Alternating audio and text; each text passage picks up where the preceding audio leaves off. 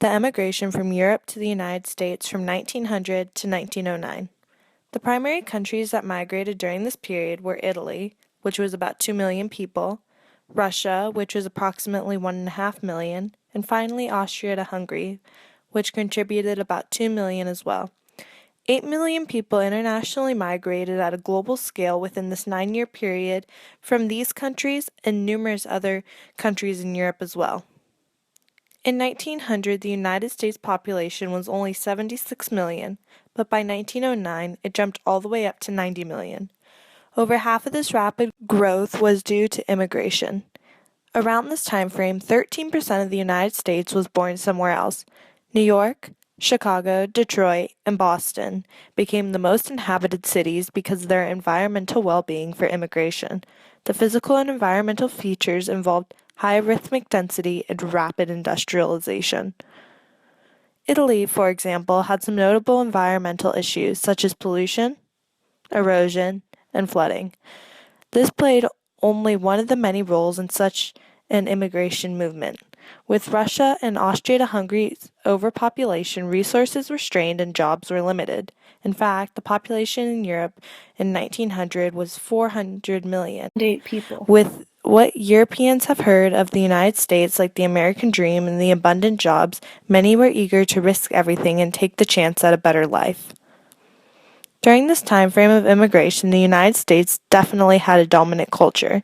When foreigners thought of this country, they heard the idealisms of independence and freedom, the riches, resources, and several jobs available. The Western culture dominated globally with the original ideas of opportunities it enacted. The crude birth rates were much larger in Europe than the United States, causing one of the main push factors to be overpopulation.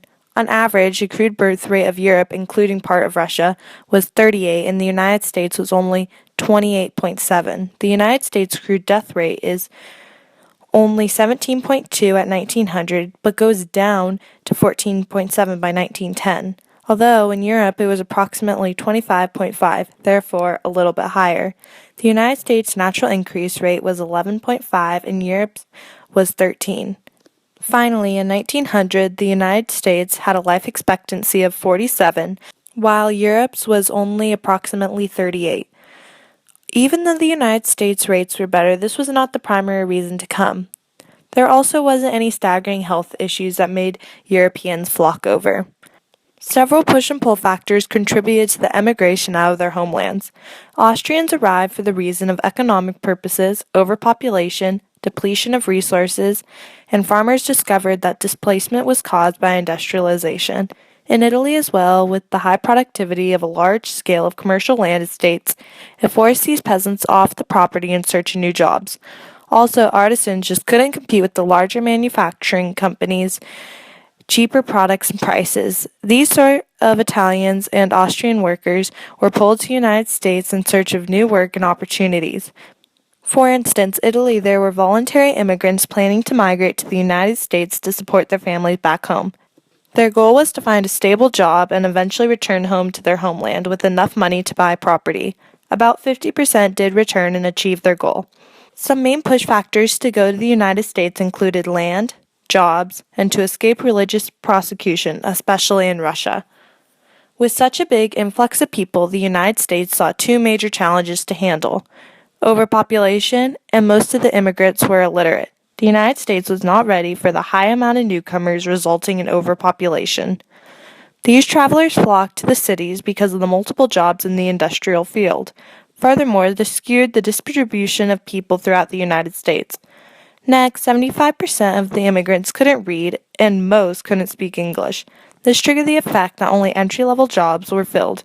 None of the immigrants could do intellectual jobs, but instead very simple, uncomplicated areas of the workforce. This period of time, immigrants also had multiple positive effects on the United States as well.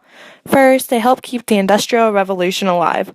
The United States acquired very cheap labor, therefore supplying factories with an abundant amount of guest workers. With such an immense workforce, products could be made fast and efficiently, and we could fill unwanted jobs. Next, steamship revenue went through the roof, making approximately $70 million from the Italians alone, traveling there and back from their home countries. When first migrating to the United States, there was not much hostility between the time of 1900 to 1909, but as they kept pouring in, tensions began to rise. This brought up the Immigration Acts in 1924. Americans feared them as economic competitors and looked down upon their religions and customs. In addition, the Russian Revolution began, and Americans were in alarm of the violence and unpredictableness of the matter. While the credits are showing, I'd like to give my analysis on immigration patterns in these 9 years. It was interesting to me that almost in just one decade, so many people flooded into this country. It was shocking to see the population change so dramatically just for jobs and other factors mentioned previously. To me, this shows the determination of people. They want to try to make their lives or family lives better, so they reach their goal by going to any measure possible, which in this case is emigrating out of their homeland to live the glamorous American life.